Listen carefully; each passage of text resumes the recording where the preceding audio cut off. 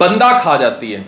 तो ये मेरे साथ मुनीर अहमद शख्स हैं, इसका मतलब जुमले का बड़ा क्लियर था। इन्होंने मुझे इसी पुरानी वीडियो का जुमला आके बोला, मोटे थे बहुत, 108 किलो वज़न था, आज 86 किलो वज़न है।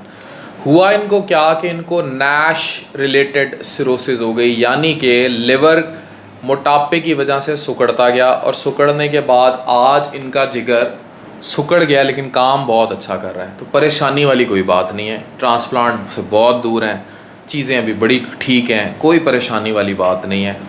हर सुकड़े जिगर को पैवंदकारी की ज़रूरत नहीं होती।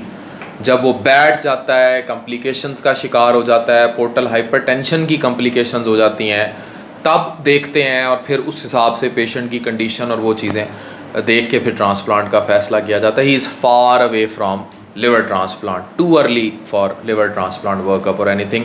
और हो सकता है इनको इनकी ज़िंदगी में कभी जिगर पैबंदकारी की या जिगर के फर्दर मसलों की ज़रूरत भी ना पड़े, जिस हिसाब से कॉन्शियस हैं। तो कितना आपने जुमले से सीखा, रोटी बंदा खा जाती है? तो जब मैं लोगों को कहता हूँ कम रोटी खाओ, कि रोटी बंदा खा जाती है, बंदे ने रोटी नहीं खानी होती, ठीक है? तो आप तो उसकी ज़िंदा मिसाल हैं। और डॉक्टर साहब पहला मैं 2 रोटियां भी खा लेंदा सीगा, उधर देख 2 रोटियां भी खा लेंदा सीगा, लेकिन ਤੁਹਾਡਾ जुमला सुनिया उस तो बाद फिर मैं तो इन्ना डर के मैं 1 रोटी घर छड्डी। ਤੇ ਇਹ ਜਿਹੜੀ ਗੰਦੀ ਆਦਤ ਹੈ ਲੋਕਾਂ ਨੂੰ ਉੱਤੇ ਘੀ ਚੋਪੜ ਲੈਣ ਦੀ, ਤੇ ਇਹ ਸਿਹਤ ਹੈ? नहीं ये बीमारी है जी, ये निजी बीमारी है जी। ये नाल फैटी लीवर हो जाता है, जिसम चर्बी जमा होती है जी, चर्बी हर बीमारी ये फैटी लिवर ही जो मैं नैश कह रहा हूँ ना रिलेटेड, वो अल्टीमेटली फैटी लिवर की एक्सट्रीम फॉर्म है जी।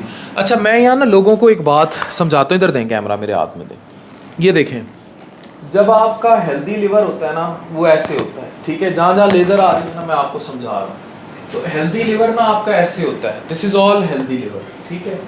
This is all healthy liver. जब आप पे फैट आता है तो लिवर गो लाइक दिस, उसके बाद लिवर में फाइब्रोसिस स्टार्ट हो जाती है, liver go like this and ultimately turned out to be cirrhotic, ठीक है? दिस फॉर्म, ये हेल्दी लिवर है, ये सिरोटिक है। पहले फैट आएगी, फैट खाता चली जाएगी, पहले नॉर्मल ऐसे होगा, फिर फैट आएगी और फिर ये चीज़ें हो जाती हैं। तो हमें अपनी डाइट को कंट्रोल करना है। अब डाइट कहाँ मैटर करती है, ये सब हम आपको बताते हैं। तो मैं जब लोगों को कहता हूँ ना, अब मैं खुद भी ज़ाती तौर पर, जो मुझे बड़ा करीबी जानते हैं, मैं खुद भी इस पे शिफ्ट हो गया, ये मल्टीग्रेन फ्लोर पे। ये मैं ये नहीं कह रहा कि आप यही लें, इसमें आप करें क्या, आप जौ, बाजवा, काले चने और ये जवार, किनवा, मकई और इन सारी चीज़ों को स्वांजने को इकट्ठा करके ना खुद इसका आटा बनवा लें, ठीक है?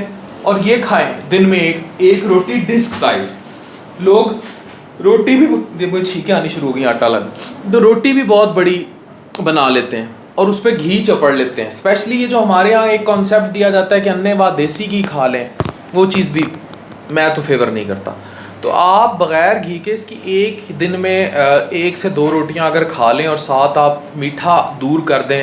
स्पेशली हमारे यहाँ गाय का, भैंस का दूध रॉ पीने का बहुत रिवाज है, चाय पीने का बहुत रिवाज है। अगर इन चीज़ों को छोड़ देना तो आप इन बीमारियों से, फैटी लिवर से और जो जैसे आपका जिगर सुकड़ गया, इनसे बच सकते हैं। इनको बताएं।